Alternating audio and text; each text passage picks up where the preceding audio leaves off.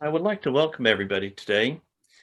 My name is Brad Taylor. I'm the Assistant Director of the Navy's Office of Small Business Programs, and I welcome you all today and thank you for joining us.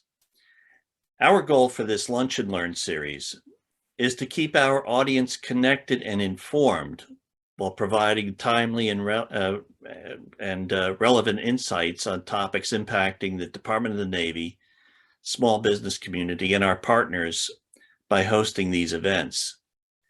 The Department of Navy recognizes small businesses as a catalyst of innovation as we use this platform as a way to attract new business partners. You can review previously recorded events on our website under Outreach and Past Events tab, or visit our YouTube channel.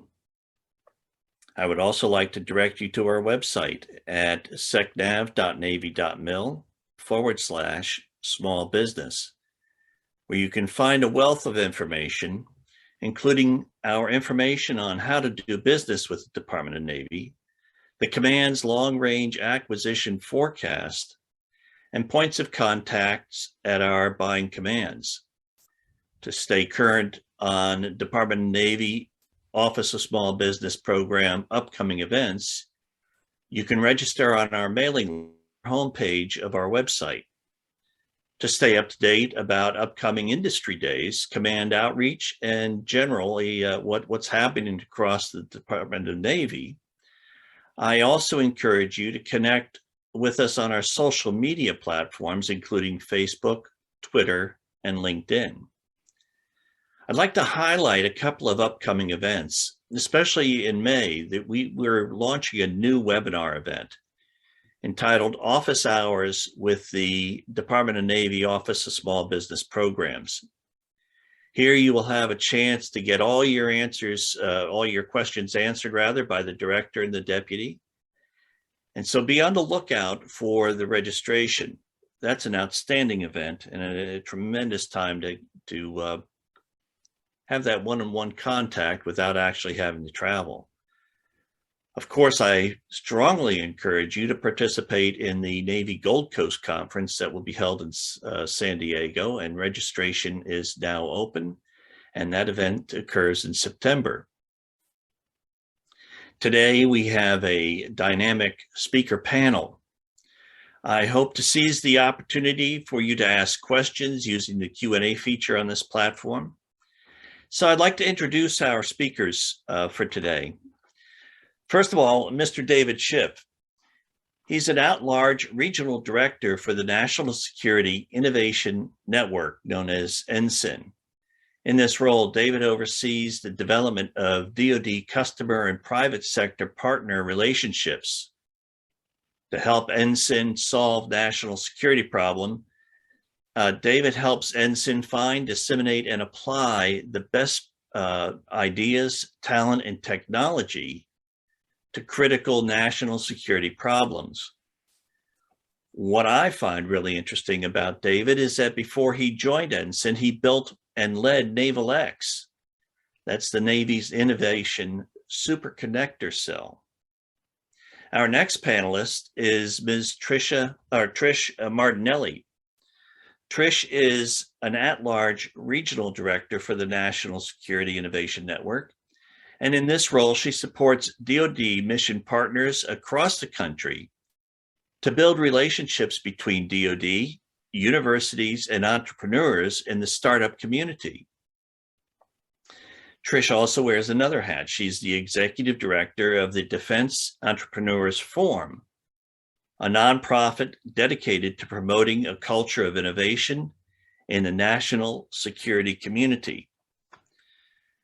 On behalf of the Department of Navy's Office of Small Business Programs, I welcome both of you, and I kick it on over to you guys. Trish, after you.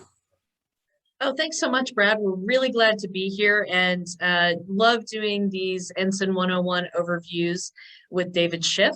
I am a super connector on LinkedIn, so I'm actually dropping my LinkedIn in the chat. So feel free to connect with me on LinkedIn and let me know that you met me here at the Office of Small Business Programs Lunch and Learn, and really excited to be here. So again, thank you, Brad, for inviting us. Thank you to Ms. Washington for planting the idea, and thank you so much to Simone and Destiny for all the hard work that they've put in getting us ready for today. David, over to you.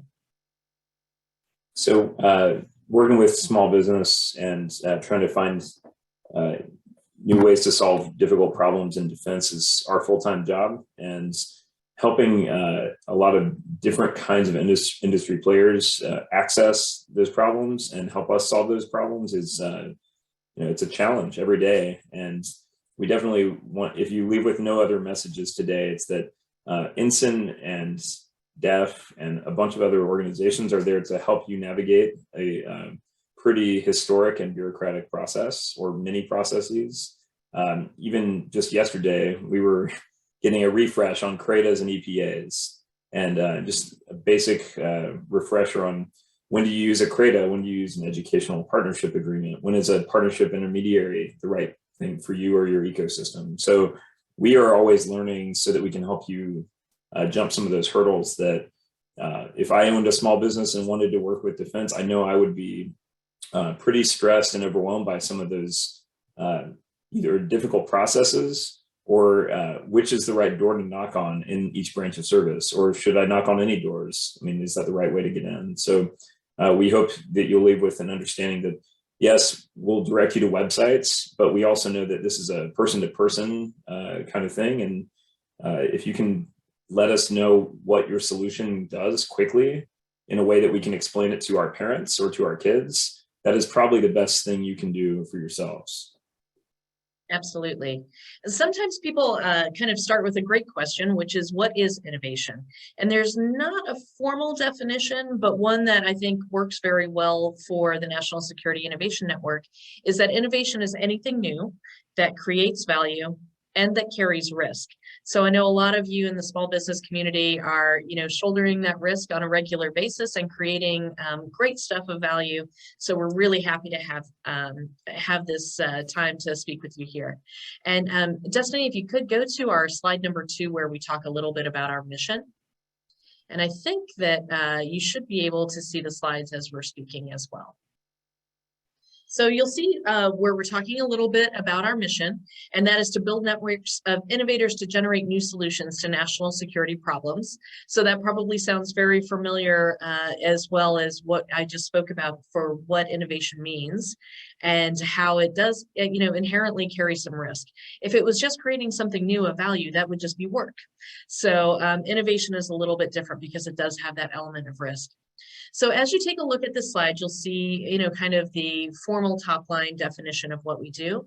But if I could make it really simple and take David's advice to make it simple enough to explain to kids or to parents, I would say that we support innovation around the Defense Department, whether you're wearing BDUs or business casual. We support your innovation efforts. The second thing that we do is we're really very intentional to bring non-traditional problem solvers into the Department of Defense and into the DoD solution space. So those non-traditional problem solvers come from student groups, other groups that don't normally touch the DoD space, like participants in a hackathon, and we'll talk a little bit about that later. I'm very excited to share that program with you. But we're very intentional there as well to reach to underrepresented minorities through communities, through universities, and through special programming designed specifically to support increased diversity, equity, and inclusion in the DoD. Destiny, if we could go into the second or the next slide, slide number 3, I'll let David talk a little bit about our lineage and our mission. So a lot of folks, I was at Naval X before, as Brad mentioned. A lot of folks, when they encounter defense innovation organizations, their first question is usually, do you have any money for me? And these innovation groups often don't have a lot of money, but what they do have is huge networks. And the next question is usually, who do you really work for? And for us at NSIN, we're part of the Secretary of Defense's office. That is broken into two large organizations, a research and engineering side and an acquisition and sustainment side.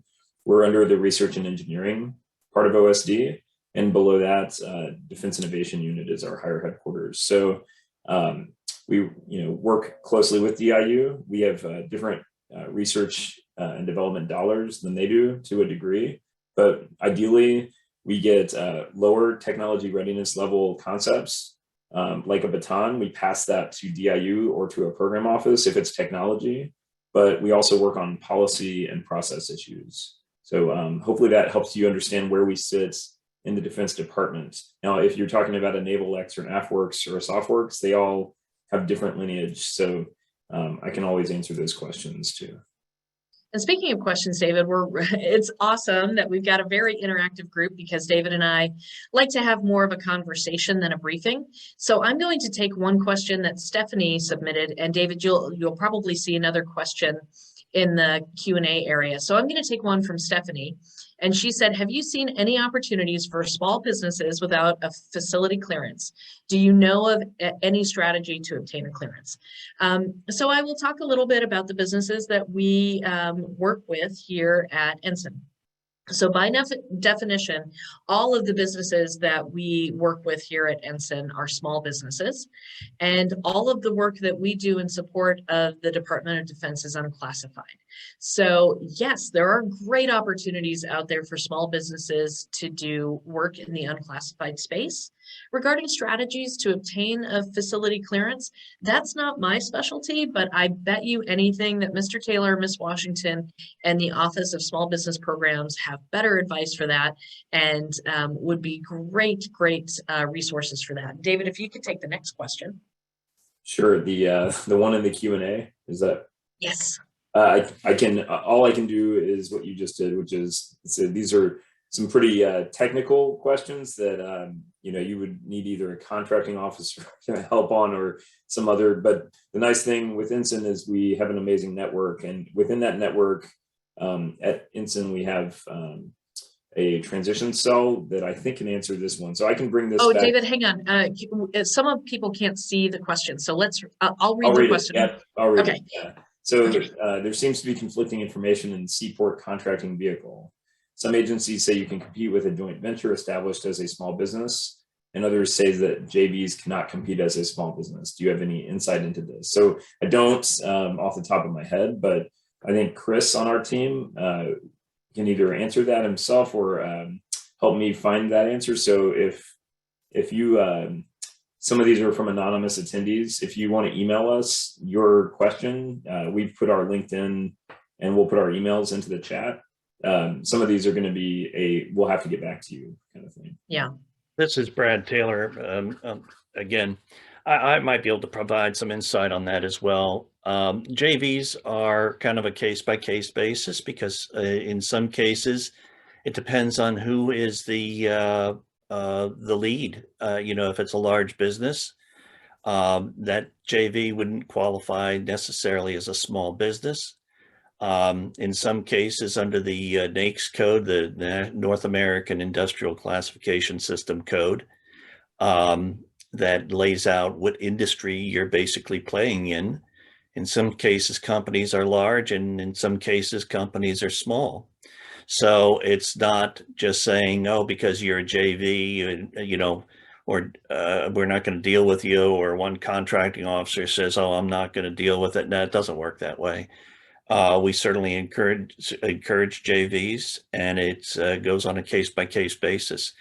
If you have any questions regarding your size status as a JV, you can most certainly contact the Small Business Administration to go that route, or probably better yet, talk to a procurement technical assistance center. Their assistance is free. Those links can be found on our website that I provided earlier, secnav.navy.mil/small business. And so that's where I would encourage you to go. That's it. All right. Awesome. I love these questions coming in. So I've got another one here at the top, and it says, I understand that D&E, meaning diversity and equity objectives, I believe, but sometimes small business within DoD is synonymous with set-asides. That's not the case with NSIN, is it? i.e. there are no 8A exclusions. So that is true. Within our NSIN programming, we do not have set-asides for disadvantaged businesses, but we do have programming specifically targeted at, right now we're looking at economic hub zones and areas where the federal government has already identified that this is a disadvantaged economic area. And we go in particularly to that geographic area to try to get businesses to come out of that. So many of our programs, and we'll talk a little bit more about this later, many of our programs start with participants. And at the end of the program, those participants actually form their own small company or LLC. So the programs vary kind of in composition and their completion track, but no, we do not have any set aside specifically for businesses designated with that. And David, I'll let you take the next question. If I could just an editorial comment here or administrative comment. We want to make sure that we're capturing the questions that come in. So for the participants, please respond through the Q&A. Unless it's a dumb question, then we'll ignore it. No, only kidding you. Only kidding humor. you. We brought our humor. Yeah, today. that's you don't hear that very often. No dumb questions, honestly. Right. So the Q&A, please. Thank you. And actually, I will take this next one because it's a security clearance question. It's very much related to the question we got earlier. How do small businesses get the necessary security clearance to work with the Navy and the broader DoD as a whole? It starts with a requirement. So when you have a business that you're offering to the DoD and you're prepared to work for the Department of Defense, if there is a requirement for your work to be done in a classified setting, that is how that process starts. And how it proceeds and finishes is a little bit more complicated than what we'll cover today in this Lunch and Learn. But again, Mr. Taylor and the Office of Small Business Programs are there to help you with that. Unless my memory does not serve me on that one, I do think there's the DD 254 security process. I think it's a DD form you can find online. It definitely requires a little bit of help, that form, because there's some interpretation even beyond the fine print in my experience. And I'll take the next one as well. So someone, Amy, has heard great things about NSIN, Trish in particular, which is a good, Amy knows what she's talking about. If we represent incubators or accelerators that are working with smaller technology firms in the defense industrial base, what's the best way to connect or work with NSIN? So that kind of goes into one of our portfolios in particular, which is called acceleration, but it includes accelerator incubator capability to spin technology in to DoD via commercial, or spinning technology out of our defense labs and commercialize that, license that, and ideally bring it back to DoD. Trish, is that a good time for us to kind of go over that portfolio more? Maybe we'll answer one more question before we dig into that. Okay. Okay, and I'll take this one, and actually I'll take two. So do you help with the contracting challenges that non-traditionals face? A lot of DoD clients that are interested in our innovation can only work with us by asking a defense prime to engage us as a subcontractor, as the client's contracting group only works with traditional ways. Perfect question, Tom. I love this question. David alluded to it earlier. So we do have 3 lines of effort that we'll talk about briefly moving forward. The first is technology, the second is talent, and the third is implementable solutions that focus on human-centered design.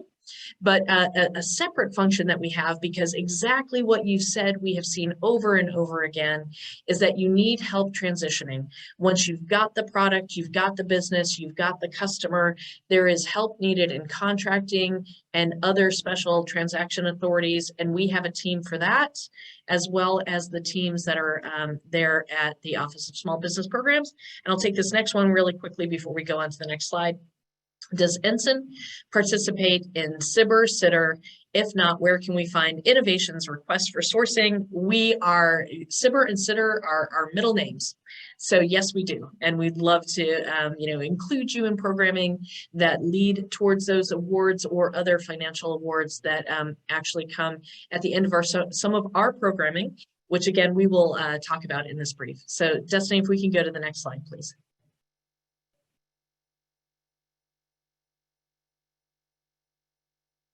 I think we kind of covered this for the most part, but we are based in Arlington and Crystal City, but we have equities across the United States and even outside. So we have university program directors at, I believe, 22 schools now, carefully selected universities that have capability that will help defense. And then we also have the Hacking for Defense program, which extends to another roughly 30 additional universities. So, just really great breadth on our team.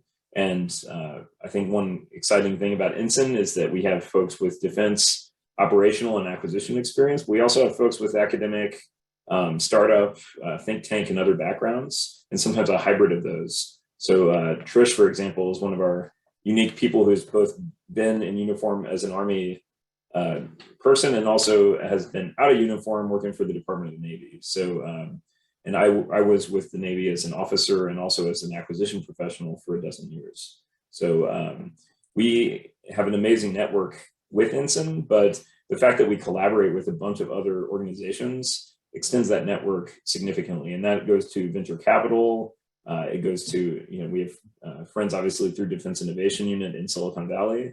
They just opened a Chicago office in our Great Lakes region. And we have folks who have dealt with all the different agencies. So if you're trying to find how your technology or capability might impact defense, we can also connect you with someone at NASA or someone with DHS. So it's one of the great things about the network that we have at NSIN. Yeah, and hopefully, I know this is labeled as the lunch and learn, but maybe we have some people on the West Coast and this is their breakfast and learn.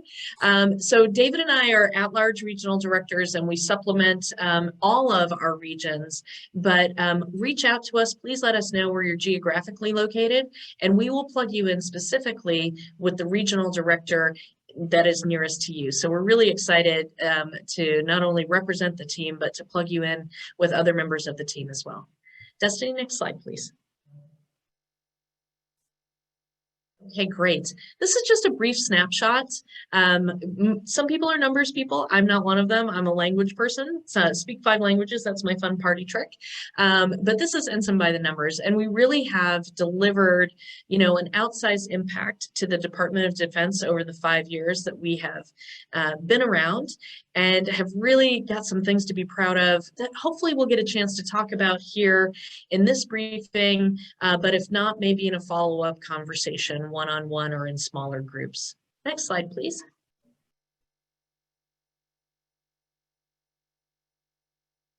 Okay, why don't you take this one, David, and I'll take a look at the Q&A. Sure thing. Yeah, we've got a couple in there. We covered briefly on this before, but NSIN has partners at universities across the country, and that continues to expand and change every year.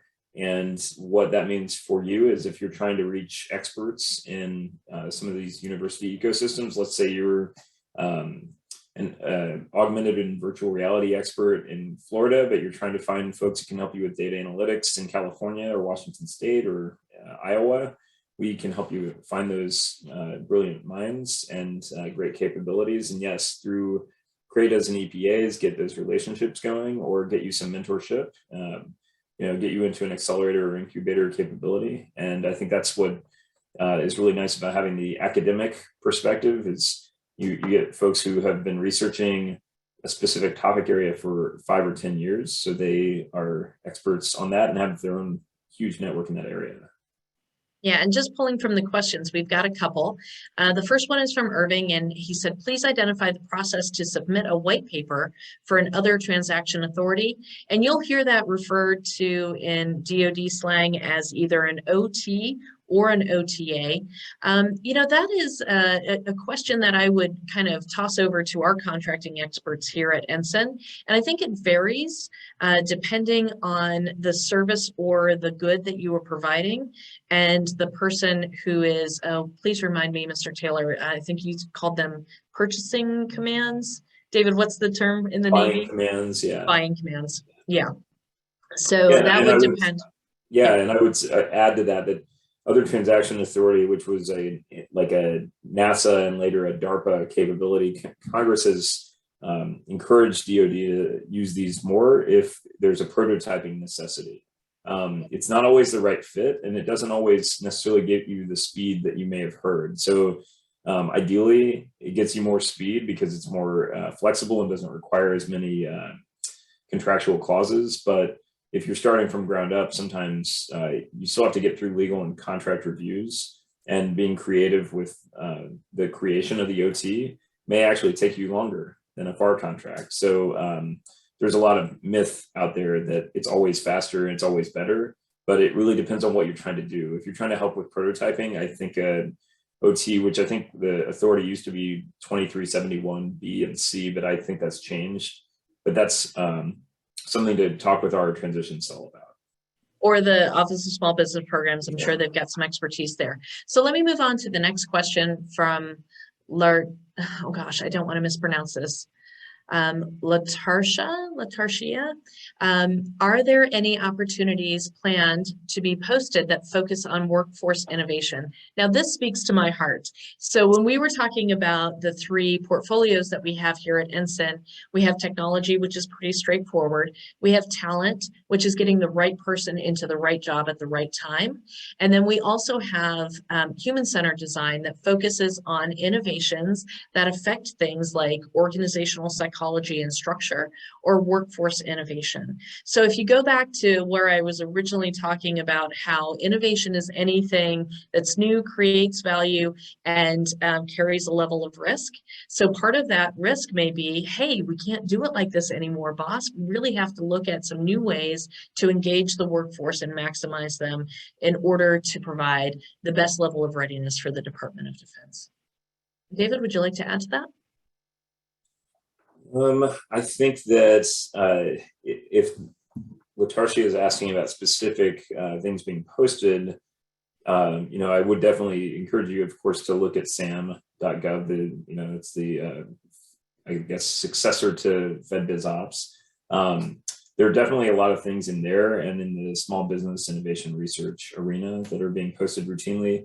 NSIN doesn't necessarily post those opportunities ourselves. We run prize challenges and hackathons and accelerator incubator capabilities, but not necessarily those kinds of opportunities for industry ourselves. Is that right, Trish? Yeah, and I will add too that we have looked at workforce issues. One that I love to speak about is the work that NSIN did to contribute to the changes in pregnancy and promotion policy across the entire Department of Defense. So that's a workforce issue, it's a readiness issue, and it's a retention issue. So if you are already in the Department of Defense ecosystem, there is a website where projects that we have run in the past are stored, and you can go in and see how the project began and find out how it finished, and a lot of those are workforce related, and that platform is called Unum. So that's something that we'll talk about again later. So Destiny, if I can have you flip one more slide, please. Okay, great. So this is a little bit about what we've talked about: national service, collaboration, and acceleration. So national service is that talent portfolio that we've spoken about. Collaboration is the human-centered design, solution, resolution. And number 3 is acceleration, or what I've called so far in the briefing, the technology portfolio. So I'll talk a little bit about this, and I'll let David kind of cover some of the other portfolios and programs. So in the acceleration portfolio, we help solve the technology challenges of our mission partners. And again, our mission partners are all around the Department of Defense, whether they're in BDUs or business casual like we are today. And so, for example, if a mission partner came to us and said, listen, Trish, in order to win the next war, I need an invisibility cloak. I would say, all right, I've got the mission and I will find you that invisibility cloak, whether it's been developed in a federally funded lab, whether it's been developed in an academic setting, or whether it is a partnership with a small business or an emerging entrepreneurship effort. So we will find that technology that is so hard to find and we'll bring it back to the mission partner.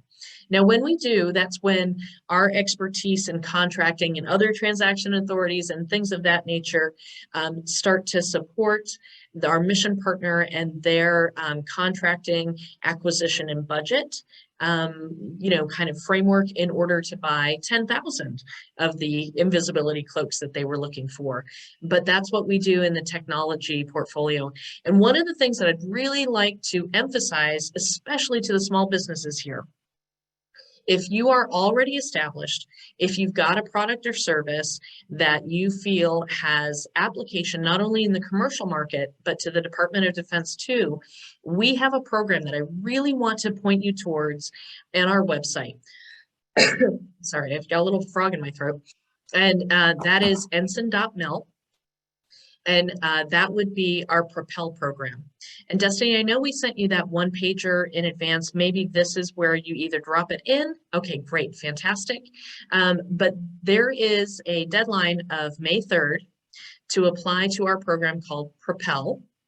And what this is designed to do is to take your small business and assess it for use in both the commercial sector and the DoD, and then marry your small business with trusted private capital to move your small business from the level that it's at now to a level where it can do big business across the Defense Department.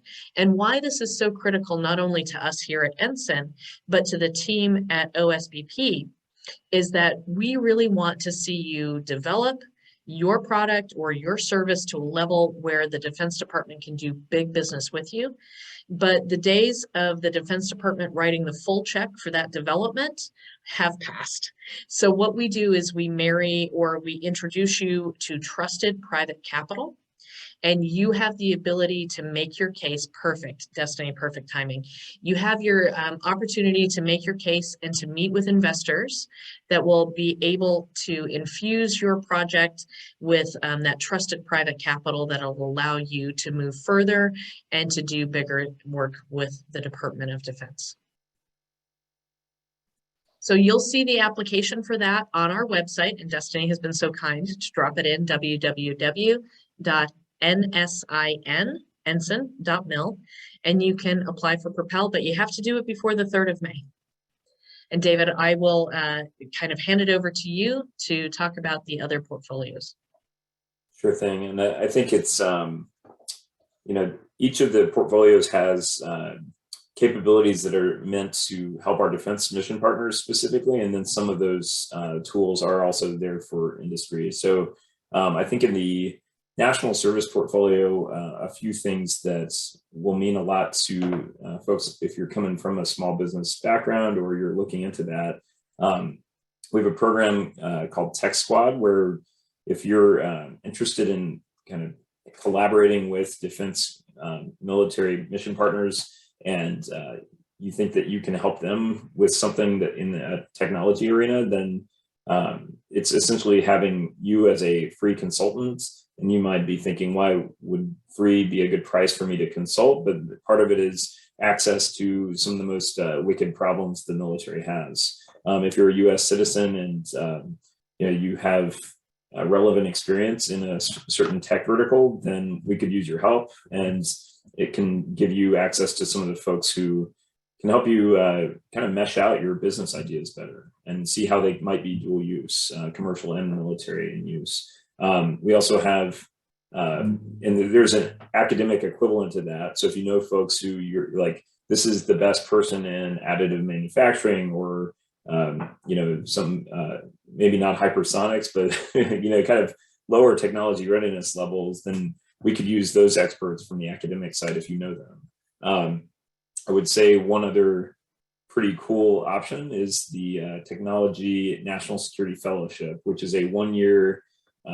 We pay you essentially at a GS 13 level. You get an interim secret clearance. and you would be essentially helping a military mission partner for a year. So I believe in most cases that would be a sabbatical from your day job if you're working for a LLC or a bigger company. In other cases, that's just a year in between things. But these are just ways to get people connected to a mission that matters. A lot of folks are excited to do product and service jobs in the private sector, but sometimes feel like, man, I really never served the country. This could be your chance to do that, even if it's just for a short period. Anything yeah, and we have go have a couple questions Sure. we might want to jump on this one. Can you network small tech businesses with supplemental outsourced development personnel / resources? For example, developers within the university or other mission partners? And the answer is yes. And our emails are on the final slide here, or you can certainly reach out to us on LinkedIn. So the short answer is yes. And let's dig into the details and see how we can help. And then before we get into collaboration, David, one last question. Trish and David, kindly describe NSIN's relationships with DARPA, IARPA, and In-Q-Tel, et cetera. How does NSIN coordinate small business mission partner collaboration with their priorities or similar requirements? So I'll do the first half. You can do the last half. So NSIN is in the innovation ecosystem that supports the Department of Defense, as well as the organizations that you've listed here. So our specific relationship depends on the specific mission. So again, if we're making invisibility cloaks, we may very well work with DARPA. If it is an invisibility cloak for a member of the intelligence community, we might work with IARPA to get that done. And for In-Q-Tel, that's a very special mission set for a very specific client. So it really depends on the business use case. But yes, we do have established relationships with all of these organizations and many more. Yeah, and to add to that, we have as part of our transition cell, we have an expert in private capital, and we're exploring ways the Defense Department might do its own. This is not only an NSIN or DIU or NSIC thing, National Security Innovation Capital, but DoD is exploring ways we might, let's just say, emulate some of the capabilities In-Q-Tel has. And Wikipedia is the best place if you're not sure what In-Q-Tel does. How do we coordinate a small business mission partner collaboration with their priorities or similar requirements? I think this is still pretty manual. We're still, the Pentagon tries to align requirements, especially because DARPA reports to the same boss we have, which is Ms. Heidi Shue at Secretary of Defense for Research and Engineering. But for IARPA and In-Q-Tel, that's a lot of personal relationships still, the way we coordinate or don't. Always trying to improve that. Trish and I have seen some technologies that we might use internal to the department to help with that. But for now, it's still very much emails and sliding pieces of paper across tables, unfortunately. I'm sorry to have interrupted you. I think we were starting to just talk a little bit about the collaboration portfolio.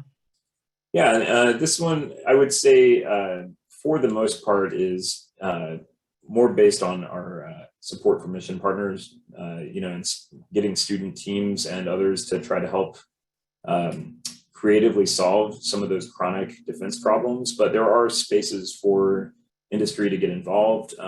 Our Maker program involves, I think, 320 maker spaces across the United States. So an NSIN alum who has done one of our programs is able to get essentially a cash infusion and access to one of those maker spaces, and take something from, let's say you've gotten it from napkin to a really advanced PowerPoint or white paper, but now someone wants to see this fielded in some basic way.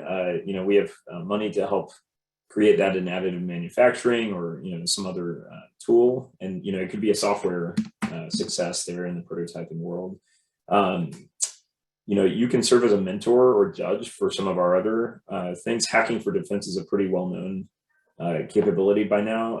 That's again in, I think, over 55 universities, and it's novel concept generation using lean startup methodologies. But we could use your help guiding these student teams to help solve a problem. Again, for you, what the benefit is access to, hey, this is still a problem. I thought we solved this 10, 20 years ago, but it's obviously still a challenge. This is NSIN mostly lives in the unclass world, but we are trying to branch into more classified problem sets, but that doesn't always help you in industry. Yeah. So, and one of the things, actually, we have an opportunity right now for anyone in small business, especially if your business is related to cybersecurity, AR, sorry, AR, VR, virtual reality, and gosh, I'm just like having Cyber, I think that was the main three. It was Thank you. cyber and cyber, VR, AR. Yeah. Yes. So we have what we call a hackathon or a hack, and we will run a short problem solving sprint so that we have teams that are comprised of companies, maybe like yours, or individuals that have expertise in AR, VR, and we'll match them up at the very beginning. You'll have a problem in a very short duration to come up with a possible solution. And at the end, and this is what's really cool, especially for people in small business, at the end, you're going to have an opportunity to present your possible solution to very senior leaders all around the Defense Department. It will be so cool, and it's great FaceTime. If you don't win, you get good experience, you get great feedback, and you get to network with other people in this space that are going to continue to do work with the DoD. And it's something that really any small business that has that expertise or interest really can't miss out on. And again, go by our website at ensign.mil and look for the program called Hacks. That application process also closes in early May on May 5th. So please don't miss the deadline for that. It'll be really great. And I just put all that info in the chats, not in the Q&A. So sorry if that was in the wrong place, but yeah, the link is there, and also the who, what, when, where. Yeah, and I've got a question in the question and answer. What is the current process for identifying warfighter readiness and combat / urgent needs, usually classified, from the COCOMs and translating those into unclassified communication to academic community? Well, with a lot of these answers, it varies, but there is a Deputy Assistant Secretary of Defense for Requirements and Capabilities that uses a pretty formal process to identify those requirements and capabilities and signal that not only to industry, but around the Department of Defense. And I would point you just to the Joint Staff. Look at the COCOMs, and you will see the COCOM Commander Statements of Needs that are released not only to the public, but to Congress annually as well. All right. We should talk a little bit about Capstone and H4D and how we need those participants and problems all year round. So that's always open. If you are a business owner who either has a college student or is a college student, we'd really like to encourage you to check in with your university or our website to see if your university offers Hacking for Defense or our Capstone student program. It's a great way to get connected to the Department of Defense. Next slide, Destiny.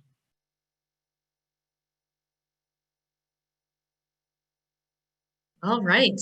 These are our 3 portfolios and some of the programs that we've mentioned already. And again, if you're in business, really look at the acceleration programs. You'll see Propel that we've spoken about already with that upcoming cutoff date for application there. We've spoken about Capstone and H4D. We've also spoken a little bit about our collaboration portfolio, Hacking for Defense and Capstone. David, is there anything else that we should point out on this that may be of interest to the group? I think the program that's mislabeled here still is Defense Innovation Accelerator. It's now called Foundry. That takes 24 technologies from defense labs and hands them to entrepreneurial teams and tries to get them to figure out ways to commercialize and validate that technology. Back to Trish's invisibility cloak that she uses, our favorite Harry Potter reference. You know, there are a lot of amazing technologies. I would say maybe not sitting on shelves in defense labs, but sometimes doing that. And what we're trying to do through Foundry is to get those things out into commercial viability and back into the Defense Department at like kind of a more advanced capability, and also at kind of a level that we can manufacture. So, and that includes a licensing agreement and other agreements. So it's another great opportunity for kind of a scrappy, smaller business to try to compete using existing technologies that maybe a defense lab created, 5 or 10 years ago. And one of the things that's really neat about that is it is designed to kind of wrap around your day job as it is and to teach you the fundamentals of entrepreneurship. So let's say, for example, you're on this call and you've inherited a family business and it's something that you know really well, and it's something that is your small business now and you're kind of making your way to doing business with the Department of Defense. But let's say in that example, you were never really specifically trained, or your expertise in market segmentation is not the strongest that it can be. You're an introvert and you're not, super comfortable making public statements or speeches. If you enrolled in our program called Foundry, and it's already closed for this year, but keep your eyes open because we'll do it again next year, we will take you through 12 weeks of basic it's 5 months. I don't know where I came up with 12 weeks. That's more like 16. It's a 2-phase, because there's a 10-week Right. and a 12-week phase. And Right. you graduate to the second phase. Yeah, so you learn all the fundamentals of entrepreneurship, and then you step into a market with a technology that's already been developed.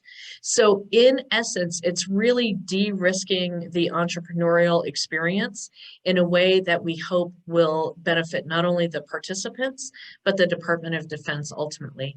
And I do see a question from Richard that says DRRS with a question mark, and I don't know exactly what that question is. So if you've got some more information that you want to put in the Q&A, we'll take a look at that. That's the readiness reporting system. And I think he's asking, do you guys use DRRS to source problems? And I would say, Richard, great question, if that's what you meant. We are trying to work as much with the COCOMs, the resource sponsors, requirements owners at the Pentagon, and also the folks in the field. We also understand at NSIN that sometimes the real requirement might be the soldier's requirement or the airman or guardian's requirement, not necessarily the Pentagon's, depending on what it is. So we try to work at all levels, right? We do want to help solve those big R requirement problems, which we realize are complex and complicated. But we also sometimes understand that the thing that may make a soldier more capable in the field could be related to human systems or ergonomics or policy. Right. Yeah. So there's an array of things we have to solve to continue to stay ahead of our adversaries. And I think we've all seen in the last few months that fighting a war in this century does not look like the last few centuries. Right. And I mean, a great example of this, and kind of looking at the level where our services are invaluable, because there's a great acquisition system already in place. There's a great contracting system already in place in the Defense Department. But when there's a very unique need, and I'm thinking about the trash cans at the Air Force Base, there were trash cans all around an Air Force Base that were being blown over by very strong winds. And not only the trash cans, but the trash would end up on the flight line, and we would lose hours of available flight time for the sake of not having a trash can with a lid that would stay closed and stay in place. And it might sound simple, but if it doesn't exist in the commercial market, it's not simple. That was a problem that we were able to take into our programming and, turn back over a prototype that eventually became a wider scale purchase. And if it were not for NSIN, that commanding officer would have nowhere to go with that problem. And have a way to get that fixed in a short order. So that's kind of an example of something that would never make the big R requirements dashboard, but for that commander that was trying to maximize flight time, it certainly was. I'm going to throw in a couple more, because that one was I believe a Hacking for Defense. And what was really exciting for us too is that a university about 1,400 miles from that problem was the one that solved that problem. Yeah. So same thing with Capstone. They had a bomb hoist challenge at NAVAIR and Pax River, and I won't go into any further details on that, except that the university that helped them reconcile that problem was 3,000 miles away. So we are trying to connect the right problem solver to the problem. And if that's inside our department, that's great, because we've already paid for that resource in most cases, or we have that government furnished equipment. If we can do it as a partnership with industry, we're a university, that's even better, because then we get to expose sailors, soldiers, Marines, guardians, and others to expertise in other arenas, and also give them a path forward, because Trish and I came from uniform service. When you're in that heads down military role, you don't necessarily know much about what's happening in this industry, or what's the university that specializes in a thing that I'm really interested in. So giving them that exposure means that when they do complete their service, they have a lot more ideas about how they can be useful when they complete that. Yeah, and Harrison has dropped in a question saying, fully appreciating workloads, email inboxes, et cetera, premiums on your time. Can you, Trish and David, be our go-to contacts in working with NSIN, or can you recommend another POC? Thank you. We're your front door. So please let us know what you're interested in and how we can help. Okay, I think, Destiny, we can go on to our next slide. Again, we've talked a little bit about our regions. We are the best regional directors, just kidding. We are one of the regional directors, two of the regional directors actually, that are not constrained by region. And we really like making direct introductions between where you are doing business and our awesome team members that are there. So please let us know where you are. And if it's not work that David and I support based on our geographic distribution, we will make sure that you know the person that is. And yes, contact info, I think, is on the next slide. Maybe next slide. Yeah, and while we're going there, I can also answer Bogdan's question. The National Security Innovation Capital team is kind of, yes, I would say on the level with NSIN reporting up to Defense Innovation Unit. It's an effort to be able to help with, I think, private capital support for technologies that would not necessarily get that kind of funding on their own in the commercial sector. So obviously some defense problem sets are unique and not necessarily dual use. Thanks, Destiny, for posting our contact information in there. Lovely. And like Trish said, we wouldn't give you our LinkedIn or our email addresses if we didn't want you to reach out. We won't necessarily have the answer right away, but we are the kind of people who follow through, and we'll make sure you get to the right place. And neither of us are embarrassed by saying, I don't know, but I know somebody who does. Yeah. So there's absolutely. so much we don't know. It's so much. overwhelming. Yeah. But so this, we've got about 5 minutes or so left. I would love to answer any additional questions. As you may be typing those questions in, I just, again, want to say thank you so much. One of the things that I have to say, and just to anyone who is investing their time, the way that David and I got here today was by a time investment that we made at the Navy, Naval X, Diversity, Equity, and Inclusion Summit, where I had a great opportunity to speak to Ms. Washington, the leader of this office, about some of the work that we're doing here at NSIN and how it can support small businesses getting into the Defense Department, and that led us here. So really just want to encourage everyone to make those investments of time and see what kind of opportunities come out of those, and to say thank you to the team at OSBP. And I'm sorry, I'm a little dyslexic, so I have to make sure I've got the acronym correct. And especially to Mr. Taylor, Destiny, and to Simone. What a great experience to be here. And David, I'm sure you've got some words of thanks as well. Yeah, I mean, I think that it's, I appreciate the, we don't know everyone who's dialed in, but assuming that a lot of you are small businesses, thank you for your persistence and patience when working with DoD. We know that we're not always the easiest customer, but we're an important one for you and for us, right? This is something we all believe in, which is keeping the world safe. And we know the United States military does that every day in a variety of ways. And I think that that's what we want you to also spread the word that DoD, yes, we do have kinetic, kind of offensive missions when there's a war, but we also do humanitarian aid and disaster recovery. We do a lot of things to help communities around the world, and keeping the sea lanes safe, the commercial sea lanes, which, all of us who buy things online can appreciate that. So don't forget that there are a lot of ways to work with DoD, and that DoD is not just one mission. So thanks so much, Brad and Destiny and Simone, too. Absolutely. I'm just going to give a little editorial comment here, because I've been doing this for a long time. I've been with the Navy for about 43 years now. And one of the questions that always comes up is, how do companies with innovation get into the Navy, you know, or into DoD?